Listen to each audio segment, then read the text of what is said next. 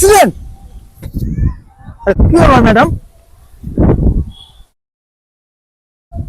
এখন চিকিৎসার জন্য 250 টাকা লাগবে।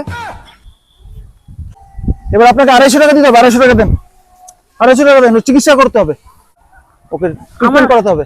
আমার কাছে তো 250 টাকা নেই, আমার কাছে তো 500 টাকা আছে। 500 টাকা আছে, কিন্তু আমাদের কাছে তো খুচরো নেই, আমাদের কাছে তো এখন পাওয়া যাবে না। কি করা যাবে তাহলে? আমাকে 250 টাকা ফেরত দিন। আমার কাছে 250 টাকা নেই, এখন কিছু করা যাবে না। কি করবো?